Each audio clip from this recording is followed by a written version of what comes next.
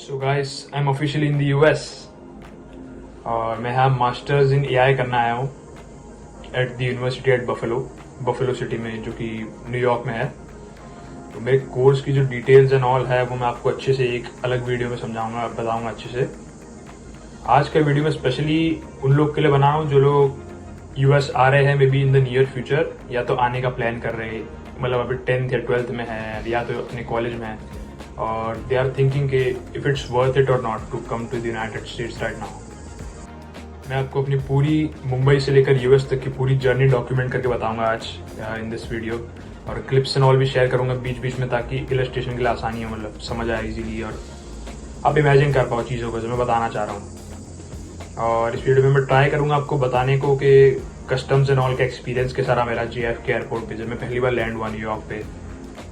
Flights कौन सी लेनी चाहिए, कौन सी नहीं लेनी चाहिए जब आप यूएस आ रहे हो, पहली बार आ रहे हो तो आपको आइडिया नहीं होता। तो और जर्नी के बीच में वही छोटे मोटे टिप्स एंड हैक्स क्या फॉलो करने चाहिए, जो कि कुछ लोग मुझे भी कुछ तो सीनियर्स ने बताए थे, या तो मैं खुद भी कुछ चीज़ें सीखा जो मैंने भी फॉलो नहीं करी थी सीनियर्स की, और इससे मुझे भी प्रॉब्लम हुआ।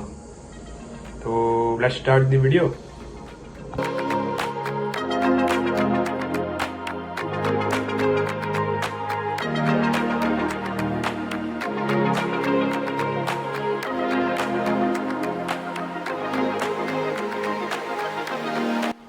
ऑलराइट, तो अभी आपने जो वीडियो देखा, हम बोर्ड कर रहे थे हमारी फ्लाइट फ्रॉम मुंबई।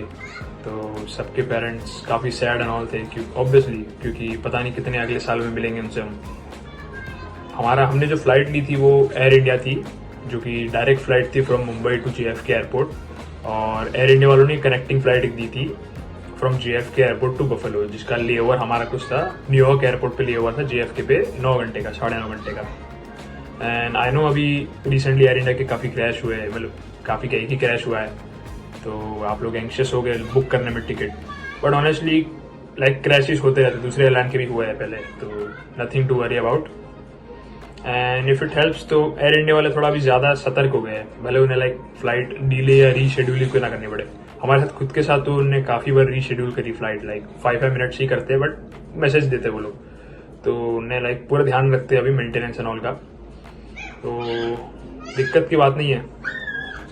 और बाकी अगर अपसाइड्स की बात करूँ तो ये भाई चीपेस्ट डायरेक्ट फ्लाइट है फ्रॉम इंडिया टू यूएस, ठीक है। सिर्फ 16 आवर्स 16 घंटे में हमको यूएस लैंड कर गया, हम JFK एयरपोर्ट लैंड कर गए मुंबई से बैठने के बाद। रात को सोए, अगले दिन उठ के कुछ घंटों में आ गया JFK। इस तारीख मतलब काफ़ी अच्छा हो रहा है, तो लेओवर वगैरह की कोई झंझट ही नहीं फिर तो। और मैंने फ़्लाइट के लिए कुछ 72,000 रुपीज़ पे किए थे, जो कि आई नो काफ़ी कम है फॉर अ डायरेक्ट फ़्लाइट। यही बेनिफिट है इस फ्लाइट का, तो आप लोग भी कंसिडर कर सकते हो इस फ्लाइट को। और उस टाइम पे क्रैश एंड ऑल भी हुआ था, तो उसका प्राइस कुछ 85 से ड्रॉप होकर 75 हो गया था। और मेरा एक फ्रेंड है, उसकी ट्रैवल एजेंसी खुद की है, पधारो हॉलीडेज। अगर आपको चाहिए डिटेल्स तो मैं आपको कमेंट सेक्शन में उसका ऑफिस एड्रेस एंड नंबर दे सकता हूँ, तो आप लोग भी एयर टिकट्स वहाँ से उससे करवा सकते हो, उनकी कंपनी से। तो काफ़ी उससे भी हमको थोड़ा बहुत 1-2 हज़ार का डिस्काउंट पड़ गया उससे। तो टोटल हमारी फ्लाइट पड़ी हमको 72,000 की। तो अब डाउन साइड्स की बात करूँ तो क्या ही बताऊँ, एंटरटेनमेंट के नाम पे एकदम मिनिमल घटिया सी चीज़ें मिलती है एयर इंडिया फ्लाइट में। पुराने इंफोटेनमेंट सिस्टम्स काफ़ी लैग कर रहे थे, मतलब कुछ यूज़ ही नहीं था उनका। लेकिन मैं तो नेटफ्लिक्स पे सीरीज डाउनलोड करके गया था, तो दिक्कत नहीं हुआ। आप भी मोस्टली यही करोगे मेरे हिसाब से। तो रिलाय मत करना, अगर एयर इंडिया मानो तो इनके एंटरटेनमेंट सिस्टम्स पे रिलाय मत करना, बहुत ही घटिया है। बट अगर ज़रूरत ना पड़े तो it's well and good. But अगर आप फर्स्ट टाइम ट्रैवल कर रहे हो इतना दूर यूएस जैसे कंट्री में, जो कि अदर साइड ऑफ इंडिया आता है डायरेक्टली, या तो आप जहाँ से भी देख रहे हो, तो आई वुड सजेस्ट कि डायरेक्ट फ्लाइट हो तो अच्छा है, क्योंकि लेओवर वगैरह की कुछ झंझट नहीं, आपको बीच में उतरना नहीं, कुछ भी काफ़ी सिंपल हो जाता है।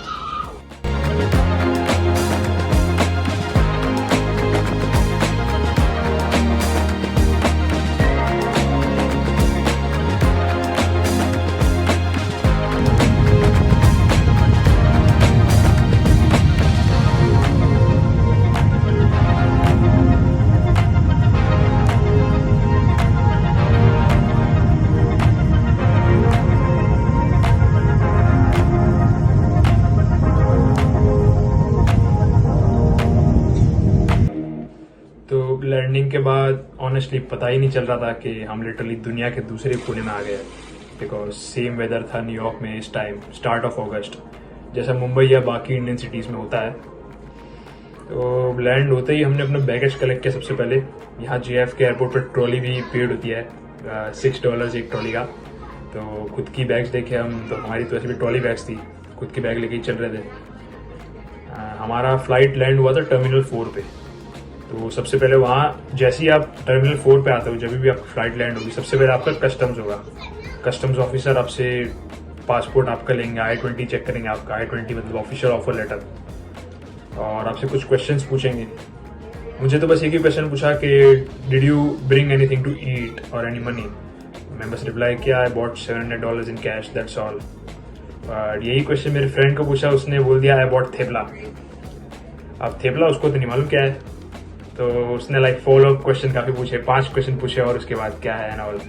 तो मतलब टिप यही है कि ऐसा जवाब दो कि उनको क्लियरली समझ आए, अननेसेसरी फॉलो अप्स ना हो। उसके बाद हमारी नेक्स्ट कनेक्टिंग फ्लाइट थी टर्मिनल 5 से। तो टर्मिनल 5 पे अगर आपको जाना है या तो कोई भी और टर्मिनल पे जाना है आपको, अगर अपने टर्मिनल से, तो वहाँ पे सिस्टम है एयर ट्रेन का। एक एयर ट्रेन मतलब कुछ नहीं, एयर पे नहीं चलती, वो एक मोनो रेल होती है बस सिंपल।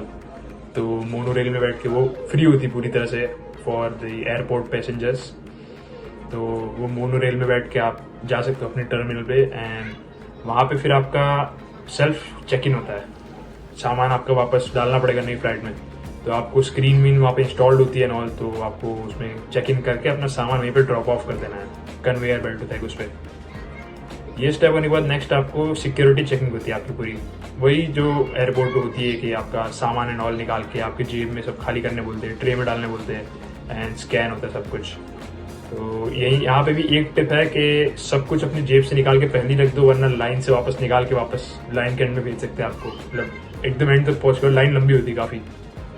तो और पानी वानी अगर भरा हो अपनी बॉटल में, तो बॉटल खाली करके आओ, या तो फिर डिस्पोजेबल बॉटल लाओ, प्लास्टिक की बॉटल, ताकि अगर वो पूछे कि you have 2 options, either to destroy the bottle or to throw away the bottle, तो आप बोल दो कि फेंक दो पानी को। बस एक बार ये आपका सिक्योरिटी चेक इन क्लियर हो गया, फिर you are pretty much free to explore the NYC airport, JFK airport, जब तक आपका लेओवर नहीं खत्म होता, जब तक नेक्स्ट कनेक्टिंग फ्लाइट आपकी बोर्डिंग चालू नहीं होता उसका। तो वही फिर एक्सप्लोर करिए एयरपोर्ट।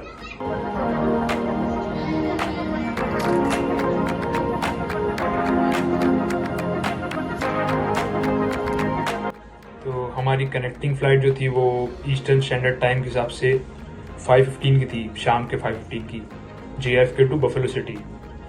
तो flight duration was not even an hour, सिर्फ 45 मिनट्स में हम बफेलो एयरपोर्ट पहुंच गए। ये डोमेस्टिक फ्लाइट यहाँ की जेट ब्लू करके है कंपनी, उसकी थी, जिसका बोर्डिंग पास हमें मुंबई में मिल गया था। वहाँ पे उसका एक प्रिंट लेना होता है, जो वहाँ से जो बोर्डिंग पास मिलता है उसके ऊपर से यहाँ प्रिंट मिलता है आपको एक।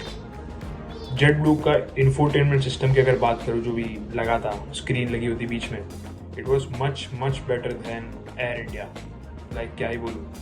और ओवरऑल सर्विस भी फैंटास्टिक थी। और हाँ, मील्स की बात रह गई थी आपसे करनी एयर इंडिया फ्लाइट में। फ्लाइट मील्स के स्टैंडर्ड के हिसाब से तो क्वालिटी अच्छी थी, और 16 आवर की फ्लाइट में हमको 4 से 5 बार अलग अलग चीज़ें लाते रहे वो लोग, और लिकर एंड ऑल भी अनलिमिटेड होता है। तो मिड फ्लाइट भूख लगने का तो सवाल ही नहीं बनता, क्योंकि इतना फ्रीक्वेंट मील्स मिलता है आपको, आप हमेशा फुल ही रहोगे। तो बफेलो एयरपोर्ट पे लैंड होके हमने अपना बैगेज कलेक्ट किया सबसे पहले, और मैं और मेरा एक रूममेट साथ आए थे यहाँ पे, जो मेरे साथ जो रह रहा है वो। और मेरे रूममेट का एक भाई स्पेशली फ्लोरिडा से हमको सेट करवाना आया था यहाँ पे, which was a big relief honestly. और उन्होंने हमारी कैब करके दी थी हमें, यहाँ से लेकर हमारे घर तक। हम यहाँ already accommodation and all lease करके आए थे। उसकी डिटेल्स और स्टोरी मैं आपको आगे के व्लॉग्स में शेयर करूँगा, अगर आप कमेंट्स करते हो तो घर सेट करना और एक कम्प्लीटली न्यू कंट्री में एडजस्ट होना काफ़ी स्मूथली हो गया हमारे लिए। तो यार यहाँ के रूल्स, कस्टम्स, छोटी छोटी चीज़ें, लाइक सब 1-2 दिन में हम समझ गए, थैंक्स टू हिम। तो अगर आपके भी कोई रिलेटिव्स हैं यहाँ पे या दोस्त है जो कि 1-2 साल से यहाँ पे हो, तो स्टार्ट में लाइफ सेट होने में काफ़ी ईजी रहता। मतलब बस यही थी हमारी जर्नी। अगर मैंने कोई टॉपिक मिस किया हो या आपको कोई डाउट्स हो, तो feel free to mention in the comment section. मैं या तो कमेंट्स में रिप्लाई कर दूंगा, या तो उस टॉपिक के लिए स्पेशल एक वीडियो बना दूंगा अलग से। और हाँ, चैनल को सब्सक्राइब ज़रूर कीजिएगा और वीडियो को लाइक करना, क्योंकि यहाँ आपको मिलेगा एक ब्रांड न्यू, फ्रेश और कम्प्लीटली अनफिल्टर्ड पर्सपेक्टिव मेरे एक्सपीरियंस का। स्पेशली 2025 में जब लोग यूएस आने के लिए काफ़ी स्केप्टिकल है, ये चैनल आपको ग्राउंड रियलिटी बताएगा, आपके डाउट्स क्लियर करेगा और हेल्प करेगा to make an informed decision. मेरे साथ जुड़े रहिए। आपको पढ़ाई, स्टूडेंट लाइफ और यहाँ सेटल होने के बारे में वो सारी असली बातें मिलेंगी जो शायद आपको कहीं और ना मिले।